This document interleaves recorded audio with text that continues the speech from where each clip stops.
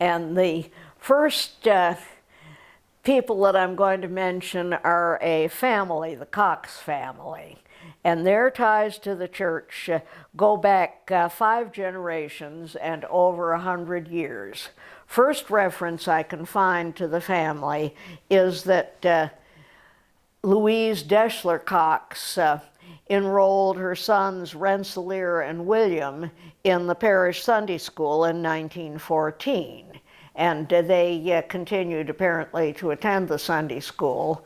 Rensselaer died young in a tragic accident. He was thrown from his horse when riding in the suburbs. The horse was startled by a car and he was fatally injured. In his memory, his mother gave 11 acres of land to Camp Orinoco, the camp that the parish ran for children. The camp dining hall was named for him.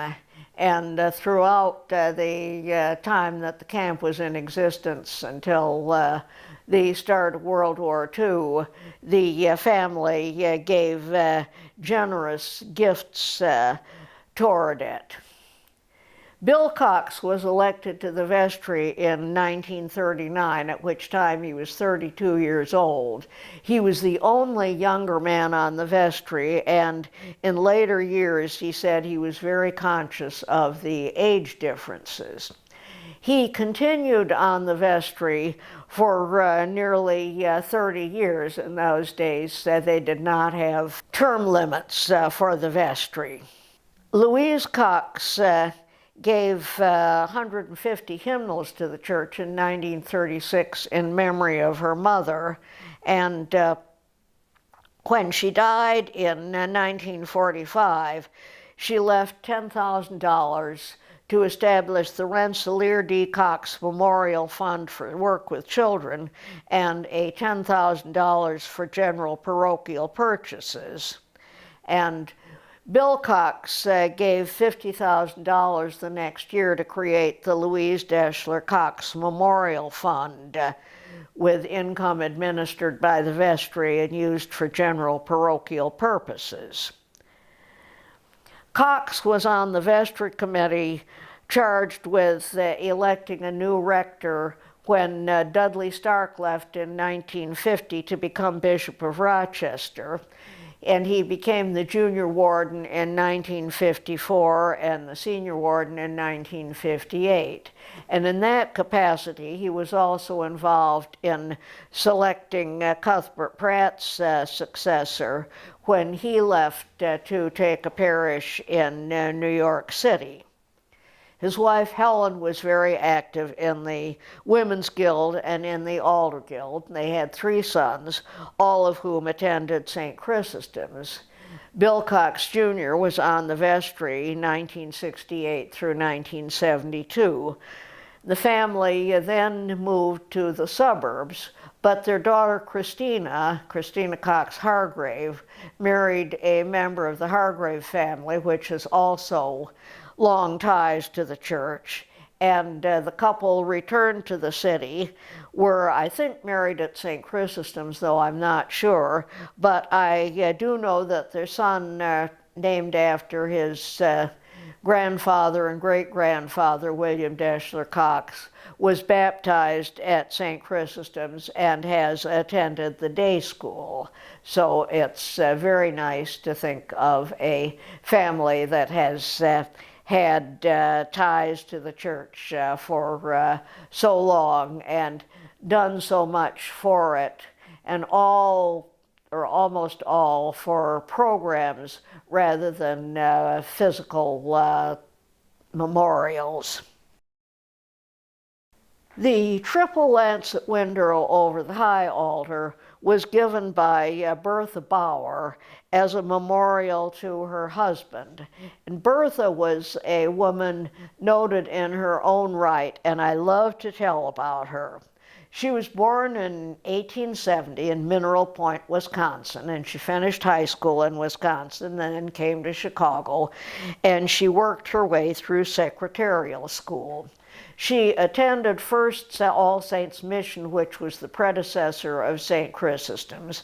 Then, when it became St. Chrysostom's, stayed on and continued to attend. Her career went very well.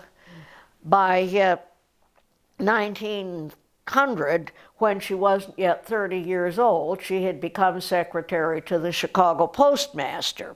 And in early 1900, he took extended leave due to illness, and she was, for several months, the acting postmaster, in effect.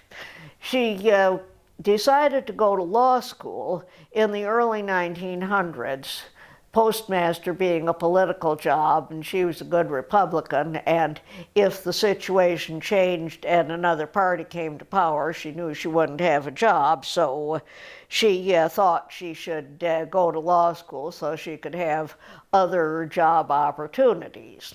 And she completed her law school, apparently, but never practiced, because in 1908, she married Jacob Bauer, who was the president of Liquid Carbonic. Like many Chicagoans in that period, instead of having a second homer in Wisconsin or Michigan, Bertha Doppler had a place in Highland Park where she would go in the summers, and she could commute to her job in the city and return and have evenings and weekends in Highland Park. And Jacob Bauer, the president of Liquid Carbonic, did the same thing, and they became acquainted at the train station, and this was the beginning of a beautiful friendship and of marriage at Trinity Church in Highland Park in November 1908. It's rather too bad it wasn't at St. Chrysostom's, but I suppose since they had met because of the Highland Park connection, they wanted to be married there. And they hired a special train for their guests from Chicago so they could get there easier. The marriage was happy but very short. They had one daughter, and Jacob Bauer died in 1912, and Bertha, for a while, became head of Liquid Carbonic.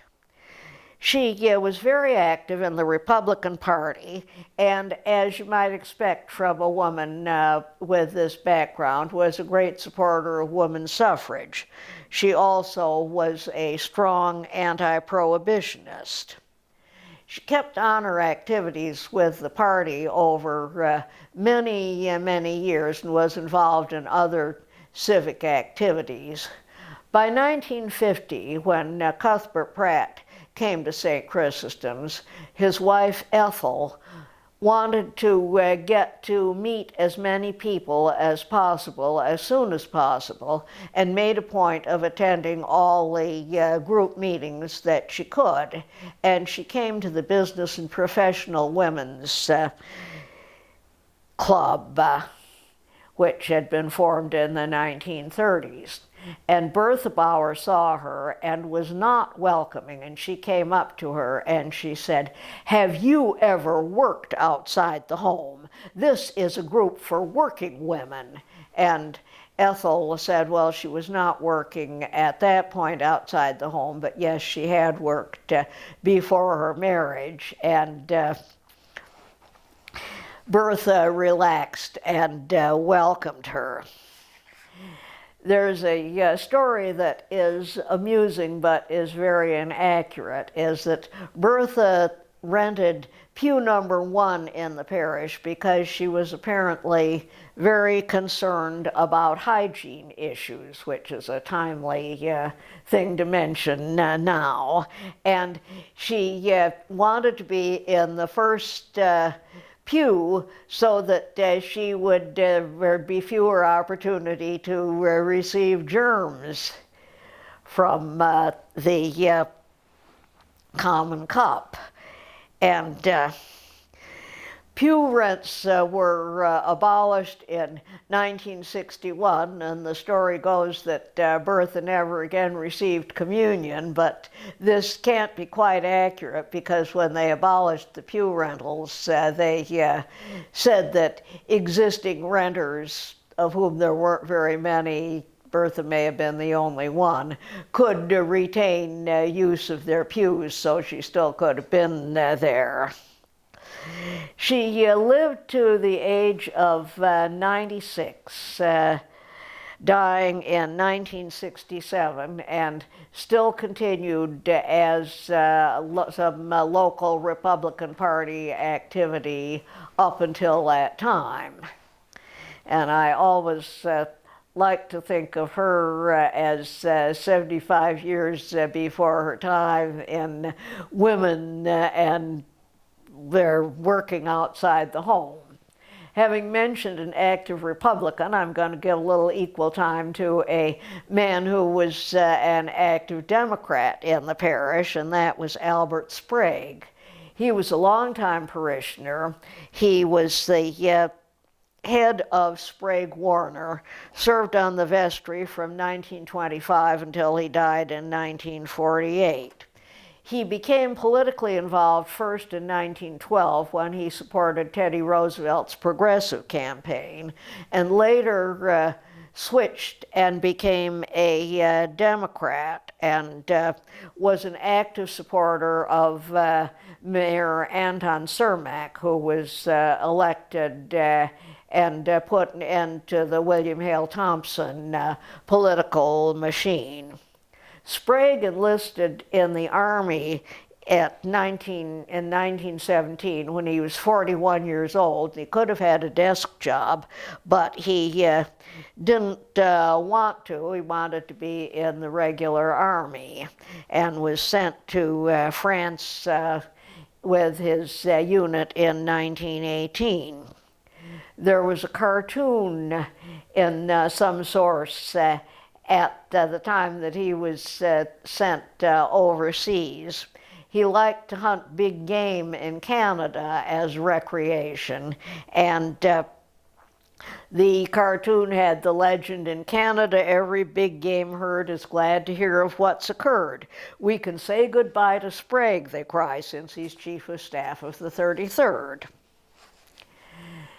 Alice Barler was the longtime head of the women's rummage sale, and I remember telling Bob Howell when he asked me to do work on parish history, I said, well, one thing you must know is that I'm never going to be able to do anything about the parish history without mentioning Alice Barler, and he had known Alice, so he laughed with me.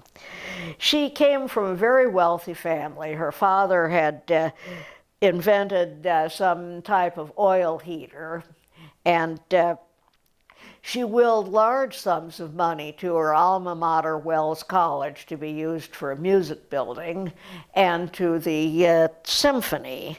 But in her personal life, she lived a very different lifestyle. She had lived in a four-story house on Arlington Place, 436 West Arlington, and I was there sometimes, and it was hazardous to climb the stairs because she used the cheapest available bulbs, and it could be very difficult to climb the stairs.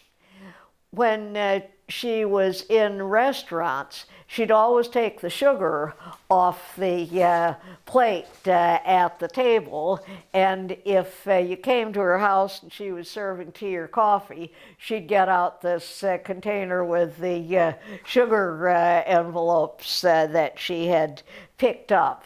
And you never, my mother learned from experience that you should never give her food for her Christmas or birthday because she'd put it aside and she either wouldn't use it for 6 months herself or she'd give it to someone else at that time. My parents were once invited to dinner at Alice's house, and Mother described it later. The first course was soup, and it was water in which she had boiled 2 chicken wings per person plus a large quantity of onions. The main course was the 2 chicken wings plus the onions. And when they got home, Mother said to my father, well, don't you think we should have a sandwich? And he said, yes. And the Wells College alumni rep used to call on her all the time when in town, and was often invited for dinner, and was served an alternate menu, which was meatloaf, made largely with onions and breadcrumbs. There was 1/2 pound of meat in the regular sized meatloaf pan. She loved doing the rummage sale, and she would go through all the donations very carefully, and she would snitch some of the things to keep for herself. And she would go through the purses, and if they had cosmetics in them, she would take them out, and she'd sharpen down the lipsticks and use them for herself. And she once called my mother in a panic on Christmas morning. She had given somebody a lipstick as a Christmas present, and it was one that she thought it was one that she had taken out of a rummage sale purse and sharpened down, but actually it was her own lipstick that she had sharpened down, and she was going to have to nerve herself up to call the recipient and ask for it back. And I really, the woman who got it, I really would be rather surprised if it had not immediately gone into the trash can, but perhaps it could have been retrieved. She lived on into her 90s. For her 90th birthday, the symphony did something, I forget, they took her out to some, trustees took her out to some very special meal, and she died about a year later. And in addition to the money that she left to Wells College and to the symphony, she left something to St. Chrysostom's, and my mother was also mentioned in the will, and she had to be down for the reading of the will. And the next person is very different, Sarah Levitt.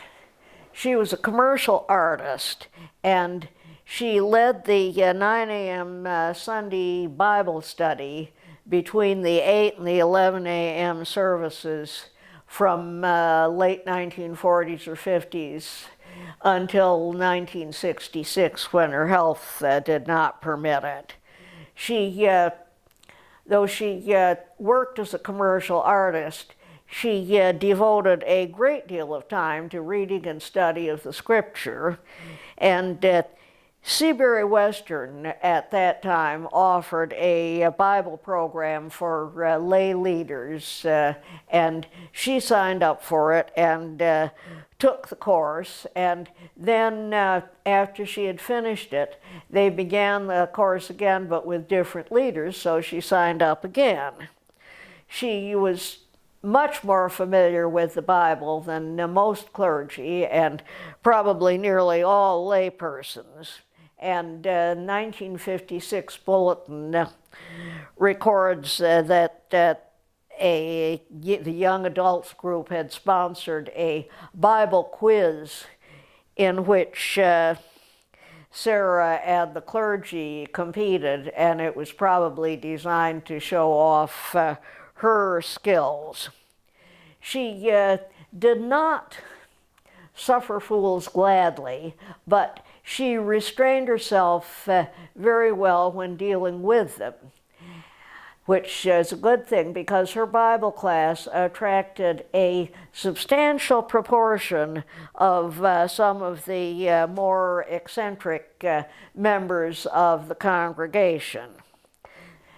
Beginning in 1964, started to do some short-term Bible study programs. First one she did during Lent 1964, and it was done through the then head of the church school encouraged her to do this. And about 8 or 10 people came to it and were very, very enthusiastic about it. And as a result, she ended up doing several other short-term courses. I know she did Matthew, and then I think she got into some of the Old Testament. She was diagnosed with terminal cancer in 1966, and she was almost never at a loss, and she was not at a loss when her cancer diagnosis. You would ask how she was doing, and she said, well, I have terminal cancer, but I'm fine. She was several times in and out of the hospital, and when she would go in, she would always ask the parish office if there was anyone else at Rush from the parish who was there, because if so, she would go and pay them a visit. Bob Howell came as rector in 1967, and he made regular calls on her because of her health, and she laughed about this, and she said, well, she was privileged ahead of other members of the congregation, and she was getting to know him before they were, and they had mutual enthusiasm for the works of Evelyn Underhill. She was for many, many years, she always came to the 8 o'clock service, but she also always came to the Wednesday morning Eucharist, which was at that time at 7:30. And often in the 50s, she was the only one in the congregation. And she used to say, well, I feel that I'm being unduly singled out when they ask for the prayers of this congregation here, make prayers for this congregation here present. She died in October of 1967, and it was one of the first times that they'd had a funeral at St. Chrysostom's where the Eucharist was used. And I only once can recall her being flustered. There was a program for a weekend conference, I forget who was involved, at a diocesan conference center in Sycamore, Illinois, and we had rooms there, and on the Saturday night, I saw her in the hall, and she said, was just very flustered. And she said, well, I don't want to go in my room because there's a bat in there. And I felt very relieved that there was at least one thing that was more, that made her show a little more humanized. That she was a great person. Then 2 more women, Lee and Jessie Johnston. They were mother and daughter. Jessie lived in Chicago for many years. She worked for Corning as a home economist and was based in Chicago, but would travel 3 weeks out of every 4 to other cities and do demonstrations of Corning glass products and do cooking. When her mother, who had lived in Boston and been principal of a school for the blind there, got to be about 80, Lee, the mother, decided she could no longer live alone and moved to Chicago to live with Jessie. And not too long after Lee came to Chicago, St. Chrysostom's young adults reactivated, and they had Sunday night supper meetings. And since Jessie traveled 3 weeks out of every 4, was gone Monday through Friday, she'd usually leave on Sunday night, and Lee was alone, and so she would come to the young adult suppers, and they loved her, and she just was, they were very glad to have her. And one time the group went out to a restaurant that had just opened, which was lit by gas, and they got there, and Lee laughed, and she said, "Well, I have the advantage on all of you. Gaslight is not new to me." She celebrated her 90th birthday in 1972, and Jessie gave a big party for her and invited all her friends, and the age range spanned nearly 90 years because one couple who was there brought their 6-week-old baby. Both Lee and Jessie liked to travel, and they made many trips together. And the last one I think that they took was to India, which they enjoyed, but Jessie apparently there contracted a liver disorder, and it turned out to be incurable, and she died in the mid-1970s. By this time, Lee was 94, didn't want to stay on in the apartment, and figured it was time to move into a retirement community, and she went to the Admiral. First Sunday after she was there, she came back to church, and everybody was looking for her at the coffee hour and wanted to see her, and everyone asking how she liked her new place. And she said, "My apartment is very nice. I like the people, and the food is good, but those old people there have to have their coffee so weak, I haven't had a decent cup in since I moved in, and I'm so glad to be here and having some." And sadly, she died a few months after that, but I like to think of her and think to myself, as my age progresses, I am not going to be old. Lee wasn't old at 94, and I'm not going to say I'm old until I'm at least 95. This section is titled Notable Parishioners who are not memorialized in the church, but Oliver Campeau actually is memorialized in this room where I am being taped. He came to Chicago probably in his 50s, taking a job as French teacher at the Latin school, and was a long-time birth Episcopalian, and immediately became active in the congregation, and served on the vestry from 1978 to 82.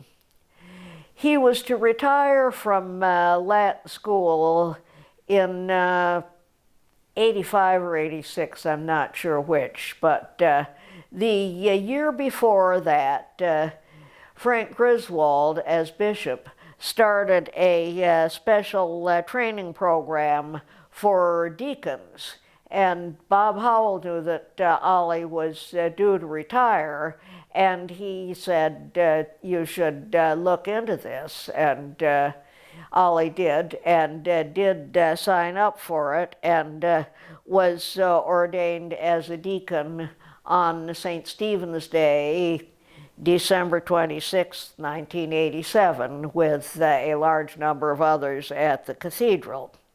He taught the Sunday morning Bible class between the two services from the 70s throughout his life, and was at the head of the lectors, and often hosted Lectors Guild potlucks in his apartment. And he came regularly to the Sunday night potluck suppers that were held in the late 70s and 80s in people's apartments. He did an excellent job as deacon, but served only about 3 years. I remember early one Sunday morning, the phone rang. Ollie lived a little more than a mile north of me, and when he was going to the 7:30 Wednesday service, he'd always pick me up. And on the occasions when I was going to the 8 o'clock service, he would pick me up too, and each time he would not expect me to answer the phone, but he would call and let the phone ring twice so that I would know when he was coming. Well, I heard the phone ring this Sunday morning, and I had just awakened, but I had not planned to go to the 8 o'clock service, and I thought, oh, I'm going to have to throw some clothes on and run downstairs to tell him I'm not going to be there. Well, it was a call from someone at church, and Ollie had died. He had been fine before that. He had been supposed to meet a friend at a concert that evening and hadn't shown, and the friend got concerned, went to Ollie's building and got the doorman to let into the room, and Ollie was found there in his chair. It was a Saturday night, and the Bible lessons for the following day were open, and there was a glass of red wine beside his chair. And he was greatly missed. Everyone had been very fond of him, and when this one was remodeled, it was named in his honor. I've mentioned in some of my other talks about Joanna Zander, who was the author of the 75th anniversary parish history, and I think she deserves more mention than just a few asides. She was a teacher of English and journalism at Jones Commercial High School, and I think also at Hyde Park. It was a South Side school, but I'm not precisely sure.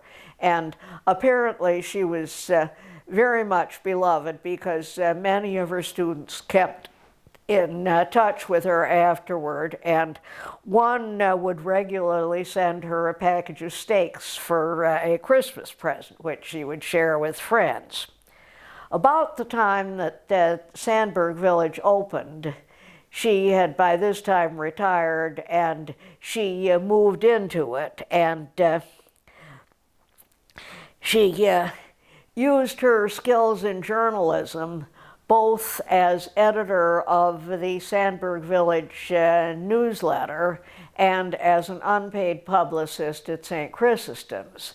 She got a lot of coverage for church activities, both in the daily newspapers and in the neighborhood North Loop News.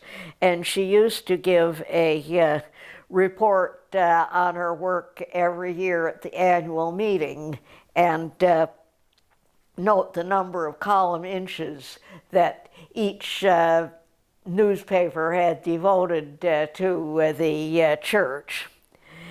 After doing the history, she had become very knowledgeable about the church, and during the Dearborn Garden Walk, she would always take people through and give tours of the church, giving information on the windows and other parts of the church building.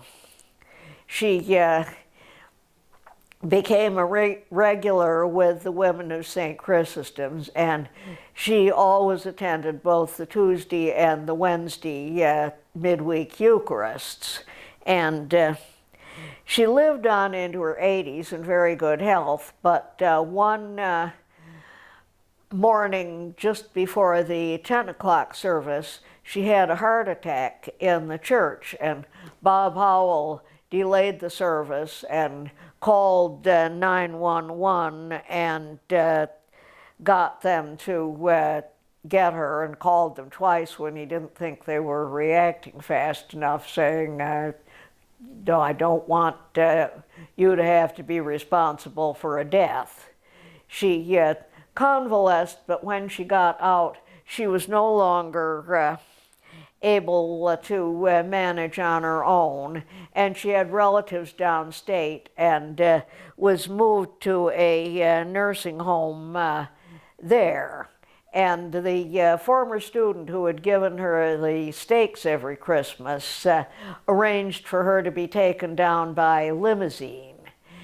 She died maybe 2 or 3 years later, and they had a memorial service at St. Chrysostom's, and this man came to the service and spoke to Mother, and he said, well, he would always appreciate Joanna, because he said when he had been in school, he had really kind of frittered things away, and she had really given him a scolding, and she said, you can do much better than this, and I think you should try.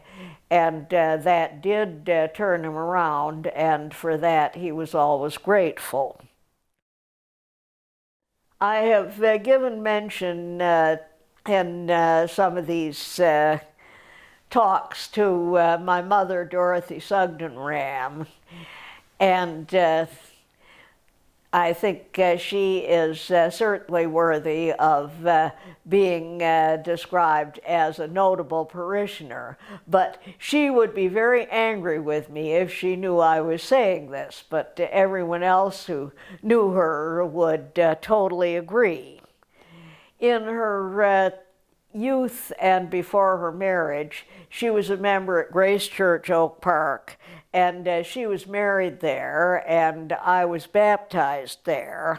But my father and she lived in the Marshall Field Apartments a few blocks west of the church, and Mother realized that with a small child, particularly when you didn't have a car, it wasn't going to work very well to take the child to Sunday school in Oak Park every Sunday, so she changed her membership to the nearest church, which was St. Chrysostom's. She would come with me to Sunday school when I started in 1940, and at first she sat around waiting for me, but she later said it was just very boring sitting with all the nannies, and she asked if there wasn't a Sunday school class she could teach. And first they put her with the 10-year-old girls, but this was not her preferred age group, and she later, for many years, was co-taught the kindergarten with a woman named Henrietta Newton. And Henrietta became a good personal friend of our family, and twice in the early years when I was working, my father couldn't get away on vacation, and Mother and I and Henrietta took trips together. Mother had been active at Francis Parker School when I was a student there, and then when I was about to graduate, she knew she was going to have a lot of free time, and she wanted to get involved in other activities, so she started to come to the Women's Guild at St. Chrysostom's, which predecessor of the current WASC. They did a lot of sewing for bazaars, and she took part in that, and by 1956 she was named head of the bazaar, and from I think 1958 to 60 she was president of the group. Being on the Women's Guild, she was later asked to join the Alder Guild, and I think that was what she really enjoyed the most. And in 1964, when Bob Hall was rector, he appointed her as president. When Bob Howell succeeded him in 1967, Mother had served for 3 years on the Alder Guild and asked if he wanted a new head now that he was there, and he said, well, he figured when you appointed an Alder Guild head, it was for life. And Mother decided she didn't want to stay forever, but stayed on until 1970. She was very active in the diocesan women's group. I forget what her actual position was, but it involved making reservations for the annual diocesan convention at a suburban hotel, and I can remember her going through papers and sorting out files relating to this.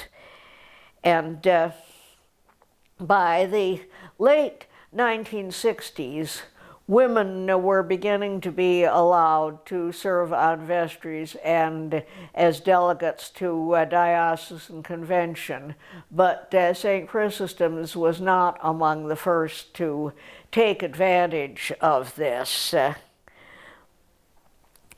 But in 1971, she was, I think, the first woman named to be a delegate to diocesan convention, and it was the convention at which Bishop Primo was elected suffragan bishop. And she went to a meet and greet session for the candidates a few weeks before, and I remember talking to her afterward, and she was very excited, and she said, well, I know who our new bishop is going to be. It's going to be the black bishop from Detroit, because he apparently had, what he had said had not been very wordy, but had been very much to the point, and everyone just completely supported him. In the late 60s and early 70s, St. Chrysostom's put at least 2 women on vestry slates, and normally the slate was elected without too much controversy, but in each case a person was nominated from the floor, and always a very well-qualified man, who ended up taking enough votes away from the woman so that the woman didn't get elected. Before the 1972 vestry election, they called Mother and asked if she would be a candidate for a 2-year vacancy, and she said yes, and I remember thinking, well, this is something that people should have thought of before if they wanted a woman elected to the vestry. No one is going to be able to vote against Mother, and in fact, when the slate came up, she, sure enough, was a unanimous vote for all the nominees. And there was another 2-year vacancy came up when hers expired, and she was elected to that as well. In her time on the vestry, she was a very strong supporter of Mary Ellen Christie's proposal for the day school, and Mary Ellen still remembers this. And I've already mentioned her how she loved to work for the rummage sale. She remained, she was no longer president of either the Women of St. Chrysostom's or the Alder Guild, but she continued to be active in both organizations.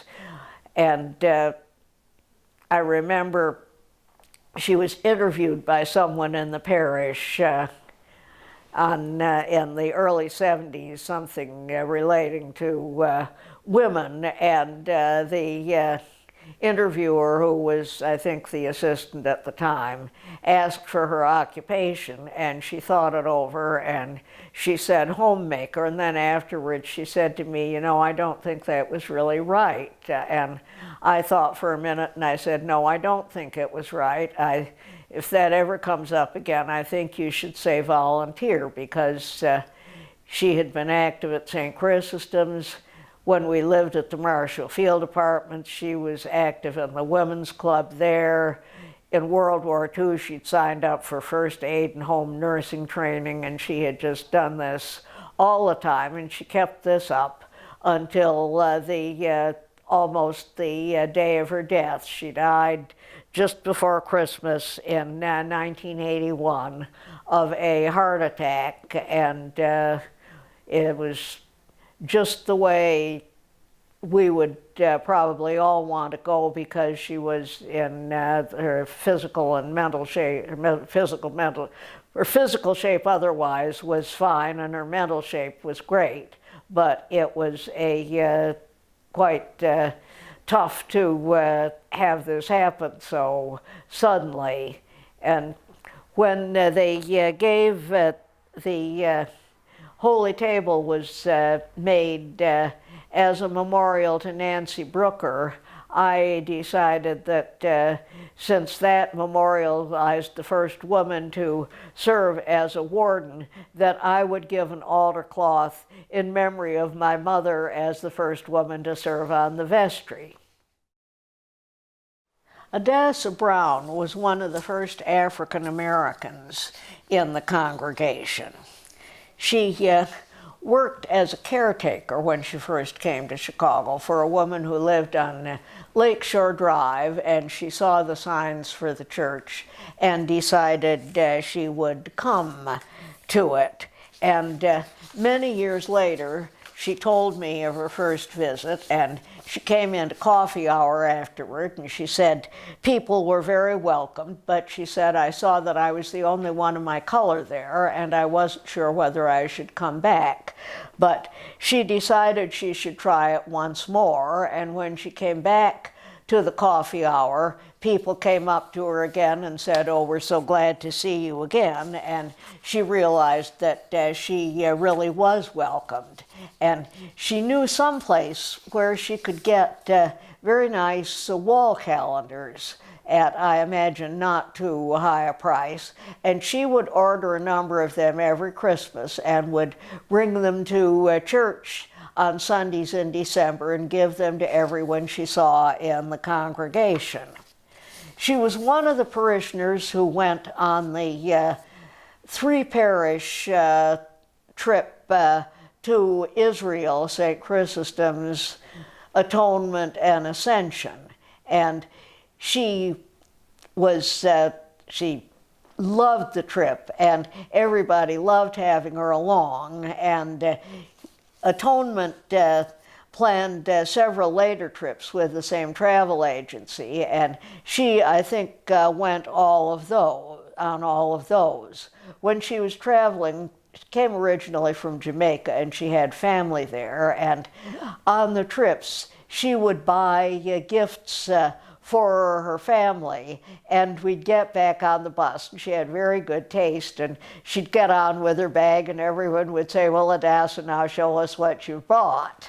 And she came regularly to the first Sunday suppers at St. Chrysostom's, and one of our parishioners, Jerry Wells, who died last year, was an excellent cook, and one of his specialties that he often would bring was rum cake.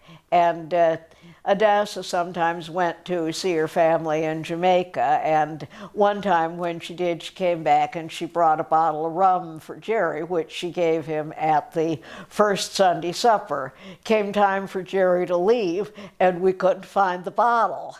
and everybody looked all around, and it didn't turn up, and it didn't show that evening, but it was found the following Monday morning. It had ended up in one of the cribs in the nursery, totally untouched, and we never knew who put it there, but it got back to Jerry, and he made his cake using Adassa's rum, but he said when he first opened the bottle and took a taste, he realized that he'd better use less than usual because it was very strong. She lived on and was in the congregation until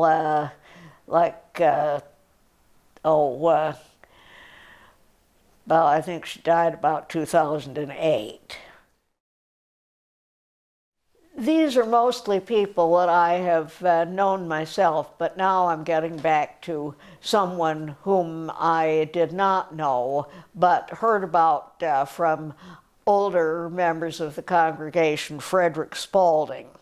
He was a member of St. Chrysostom's from its very beginning and was in its very first confirmation class, at which time he was 19 years old. He had a career in the newspaper business and worked for most of his life as a proofreader at the Daily News. He taught Sunday school at St. Chrysostom's and was briefly a superintendent. He was a lay reader. When they started a Boy Scout parish in the troop at St. Chrysostom's, he was the scout leader, and when the parish started its camp, he was the director. The scouts at first had gone to a choir boys camp, but soon they set up a camp for the scouts, which Spaulding was in charge of, and it later expanded and took others in the parish and people outside the parish. He could have had many more responsible jobs at the Daily News. They had been offered to him, but if he had taken them, he would not have been able to take time off in the summer to work at the camp, and so he refused them. He was a member of the Social Service Committee that was founded in 1921 to consider outreach opportunities for the needy. And he regularly would write poems for his friends' birthdays, and his essay on the occasion was printed in the bulletin when the parish house was dedicated. Parishioners remembered him and said that he spent just about all his salary doing good deeds and kind things for young members of the congregation. There was a story somewhere about a boy who wanted to go to scout camp but hadn't enough money to pay for the camp and to pay his dog license, and so thought he wasn't going to have to do it, but someone stepped up and paid for the dog license, and I would be almost certain that it was Spaulding. He continued work at the camp as long as his health permitted, but by the 1930s, it was getting worse, and he resigned in 1937 as camp director and died about 2 years later. Now we have a couple, John and Lorna Penny, who met at St. Chrysostom's in the late 1940s, presumably at the young adults group of the period, but I don't know. but were married at St. Chrysostom's in 1949, and for the rest of their lives remained members of the congregation, even though when they moved to Skokie not long after they married and lived there until the early 90s. They were always regulars at the 8 o'clock service, and John would be at the back of the church when you came in and would always have the most friendly and welcoming word. And after the service was over, he and Lorna would encourage everyone to come upstairs and have a cup of coffee with the group.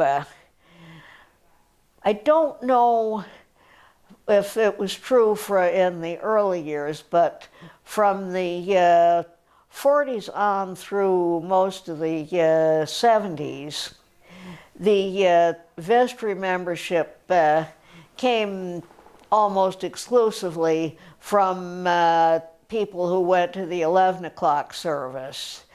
And in 1975, John was elected to the vestry, and certainly for many years, and perhaps for throughout the history, the first really active 8 o'clock member to be represented. John worked for American Greetings, and you wouldn't think that things would go out of date in the way of greeting cards, but they did, and so all the stock that was no longer in their current line, John would donate to the women for their sales, which was very much appreciated.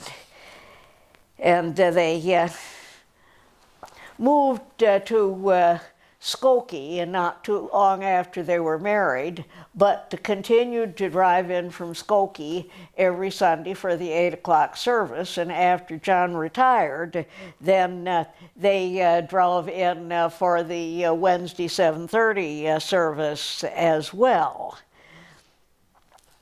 In 1999, they celebrated their 50th anniversary, and they'd been married at St. Chrysostom's, so Ray Webster, as rector, had a special coffee hour to honor them, and they found a wedding picture of Lorna in her wedding dress, which they had out for the occasion. By the early 90s, they moved in from Skokie and were one of the first to move in when the Hallmark on Lakeshore Drive opened, and they kept on regularly coming to St. Chrysostom's as long as their health permitted. John had a stroke in either 06 or 07 and could no longer get to church, and Lorna could not make it on her own without him, but people from the church regularly would visit them. And John died in 2008, and at some point after that, Lorna celebrated her 100th birthday, and someone from the church came and picked her up and drove her to the service on the Sunday nearest to that day. And people who attend the 8 o'clock service now still recall how welcoming John and Lorna were to them when they came. The last person I will mention is Bertha Mandelko. Her name was familiar to me for many years. It's a distinctive name, so if she was mentioned in the bulletin or something, but I think I had never met her until I came back to Chicago after college and graduate school. Bertha had worked. She may have had a high school diploma. I'm not sure if she certainly never went to college, and I'm not sure if she even finished high school, but she worked for all her life as a filing clerk. And when she retired, which was about 1959 when I came back to Chicago, she had just retired. And she was living on Social Security and a pension, so with limited income. She lived in areas south and west of the church, I think for quite a while on LaSalle Street, just south of Division. And though she had a limited income, she made that stretch just as far as possible, and she would read all the lists of free activities that would appear in the newspapers, and would make a note and would make sure that she got to them. She joined the Women's Guild and went quite regularly to their meetings, but if there was some free parade or something going on that she'd read about in the paper, she'd say, well, I'm sorry I can't be there, but I'm going to see the X-Day parade. And she kept up with the times because when pantsuits started coming in the late 60s and early 70s, she went out and bought one. She was one of the first people in the congregation to tithe, even on her limited income. And she was very scrupulous about tithing because often her friends would give her a $10 bill as a birthday or a Christmas gift, and she would immediately take it as soon as she could to the nearest bank and get it broken up so she could put $1 of it aside. And she'd save the envelopes and would save the dollars in an envelope, and when she had a certain amount, she would bring it to church with her, and she'd seek out Bob Howell, and she would give it to him, and she'd say, here, use this for the poor. And she had a friend that she worked with on one of her jobs, and she encouraged Helen to come to St. Chrysostom's, and Helen, too, became an active member of the congregation. And she has been cited often in stewardship sermons, and Mary Ellen Christie still recalls her. And she too would sometimes come to the young adults' Sunday suppers in the 70s. And one year they made a point of inviting people that they thought might otherwise not have Thanksgiving plans to come to houses of members of the group for a Thanksgiving dinner, and Bertha did so and had a great time watching the football games.